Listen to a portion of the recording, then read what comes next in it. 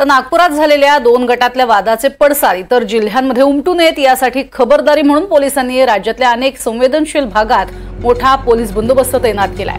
अकोल्यातही अतिसंवेदनशील परिसर म्हणून ओळखल्या जाणाऱ्या हरिहरपेठ, पोळा चौक, भांडपुरा आणि अकोटफैल या परिसरामध्ये मोठा बंदोबस्त तैनात ठेवलाय।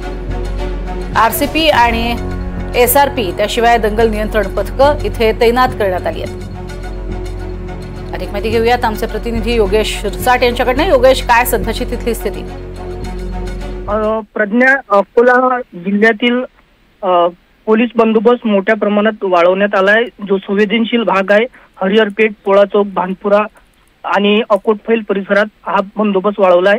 दरम्यान नागपूरमध्ये झालेल्या 2 गटातील वादामुळे प्रतिसाद इतर जिल्ह्यात उमटू नये यासाठी खबरदारी म्हणून अकोला पोलिसांनी राज्यातल्या संवेदनशील भागातील ठिकाणी हा बंदोबस्त तैनात केला आहे।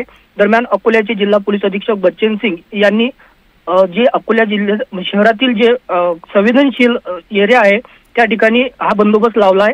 हरिहरपेठ असेल, पोळा चौक असेल किंवा भांडपुरा चौक असेल, या ठिकाणी यापूर्वी दंगल परिस्थिती निर्माण झाली होती, त्यामुळे या ठिकाणी दक्षता म्हणून पोलीस बंदोबस्त लावलेला आहे आणि आरसीपी आणि एसआरपी यांचं दंगल नियंत्रण पथक त्या ठिकाणी दाखल आहे। या परिसरात अनेकदा मोठ्या प्रमाणात दंगली यापूर्वी उसळल्या होत्या, त्यामुळे शांतता कायम राहावी आणि खबरदारी म्हणून पोलिसांनी हा बंदोबस्त तैनात केला आहे। प्रज्ञा, नक्कीच तुर्तास धन्यवाद या संपूर्ण सविस्तर माहितीसाठी योगेश।